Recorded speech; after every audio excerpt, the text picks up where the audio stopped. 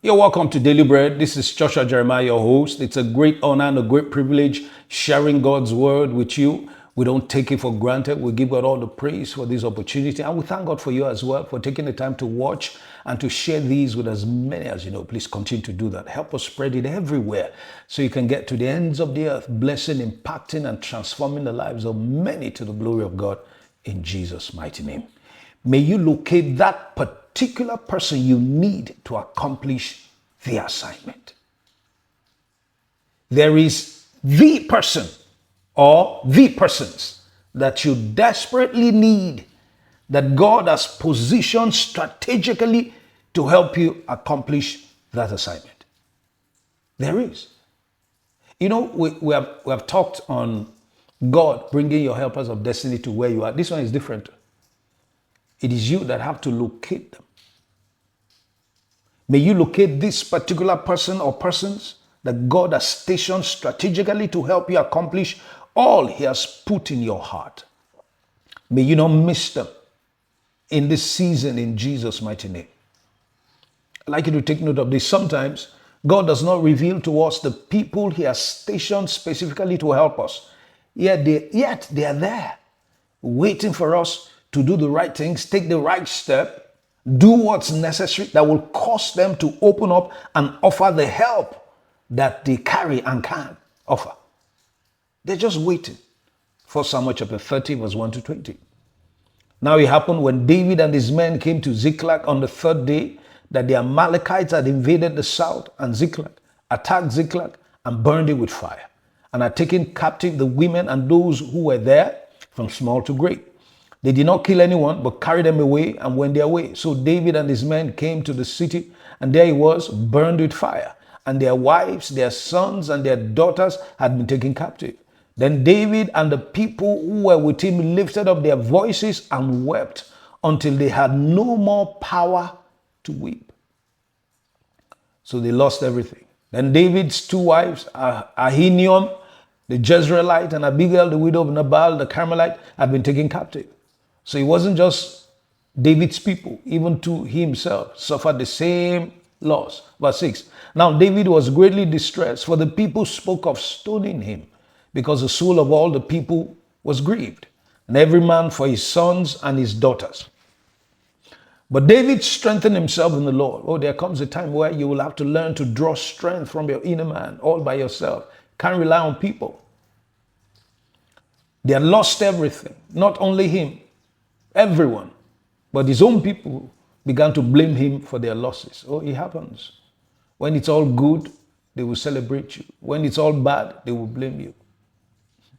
Then David said to Abiathar the priest, Ahimelech's son, bring the ephod here to me. And Abiathar brought the ephod to David. So David inquired of the Lord, saying, shall I pursue this troop? Shall I overtake them?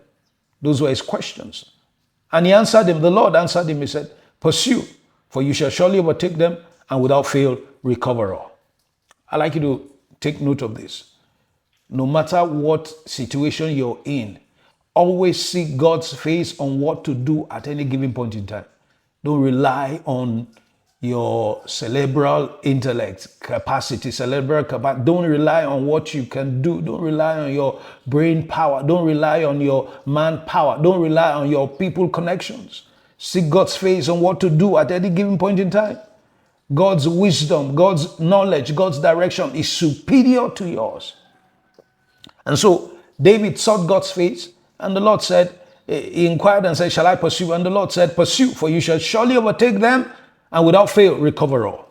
And so when God tells you to pursue, and you shall surely overtake and recover all unfailingly, be rest assured. It's a done deal. If God says go, be rest assured. He has already gone through the length and breadth of it before you take your first step. If God says execute that, no, it's already a success because He's already seen it. Because God concludes everything before He takes a step. I'd like you to take note of that. So verse 9.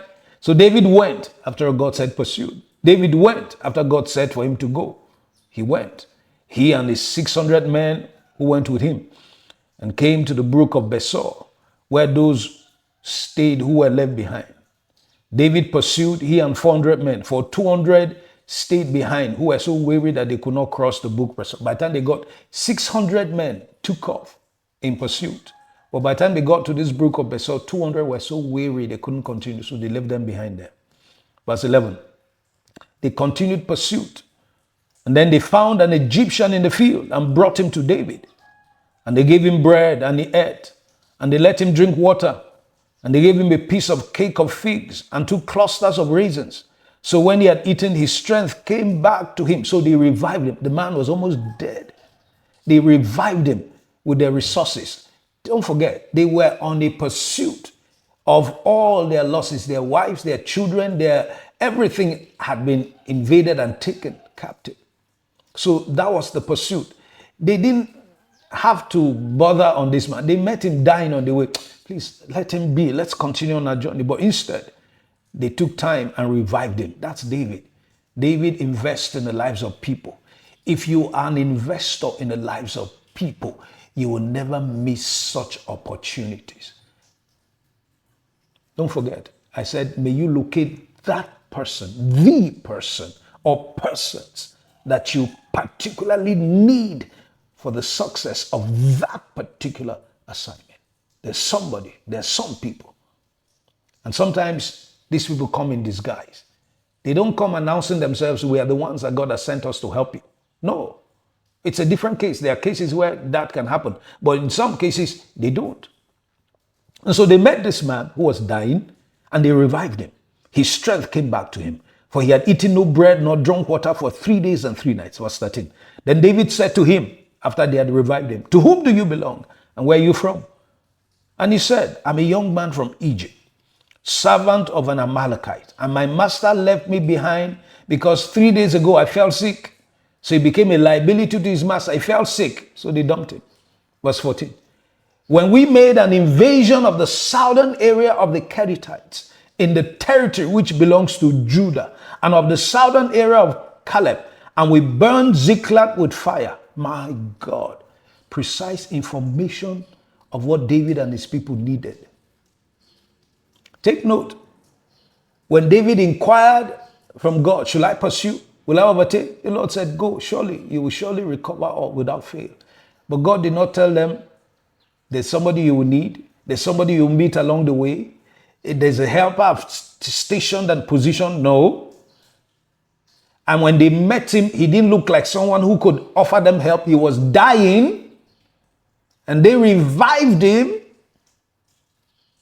So when God told, I'm saying this, when God told David pursue and all that, he shall recover all. He didn't tell him, like I said, he was going to meet an Egyptian who was a servant of an Amalekite that will help him catch up and recover from all the invaders. Oh, he didn't tell him that. This servant of the Amalekite, the Egyptian, was the helper David and his people needed to help them accomplish their assignment. That's why I'm praying. May you locate that particular person. But do you know that had David and his men left this man to die, they would have lost out on their helper? The man knew what they needed. And looking at him, first instant, he didn't look like he had anything to offer them. Because it's not written on his forehead. It didn't look like he knew anything. Had David and his men left the man to die, they would have lost out on their helper. But when they chose to help the man, I told you David is one who invests in the lives of people. If you're an investor in the lives of people, help will never be far from you. You will never lack help at any given point in time. By helping this man to live again, they discovered the helper God had strategically positioned to help them accomplish their assignment. Sometimes, in order for you to discover your helpers, you will have to first be the one who offers help to those in need. And some of the people you're offering help to don't look like they can offer you any help, but yet they have some information that you need that you can never get elsewhere. Verse 15. David said to him, after the man said, we invaded, the southern part of Judah, burned Ziklag. And that was their territory. David said to him, verse 15, can you take us down to this troop? So he said, swear to me by God that you neither kill me nor deliver me into the hands of my master, and I will take you down to this troop. And when he had brought him down, there they were. The man brought them to where they were, spread out all over the land, eating and drinking and dancing, because of all the great spoils which they had taken from the land of the Philistines, from the land of Judah. Take note, they had invaded the lands of Philistines first before invading the land of Judah and Ziklag. Verse 17, David attacked them from twilight until the evening of the next day. Not a man of them escaped, except because God said, pursue, you will catch up, you will recover all unfailingly. Not a man of them escaped, except 400 young men who rode on camels and fled. Verse 18. So David recovered all that the Amalekites had carried away. And this includes the spoils from the land of Philistines, because they had invaded Philistine lands before invading the land of Judah and burning Ziklag. So not only did David recover all that they had lost, they recovered even much more. David rescued his wives, verse 19. Nothing of theirs was lacking, nothing was missing, either small or great, sons or daughters, spoil or anything which they had taken from them. David recovered all, and I add, and much more, because the army had invaded Philistine lands, so they had acquired much more as well. Then David took all the flocks and herds they had driven from those other livestock and said, this is David's spoil. David recovered all and much more.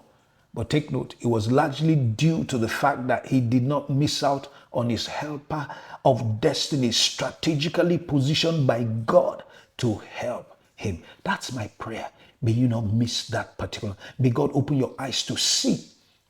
May God open your eyes to see that you don't miss out on that. Because when you miss out on that, you miss out on the things that God has prepared for you. Can you imagine if David had missed out on that man? They ignored him and moved on, let him to die. What would have happened? They would have meandered, wandered around looking for where these people, never locating the place and never having to recover all that is theirs and much more. Take note. The key lesson here is that your helpers of destiny may not initially look like those who could help you. They might need help from you first. So be careful how you treat people God brings your way. Some of them have been strategically positioned by God to help you. They're there to help you fulfill destiny. How you treat them will determine if they will offer the help they can. God bless you and keep it till we meet again in Jesus' name.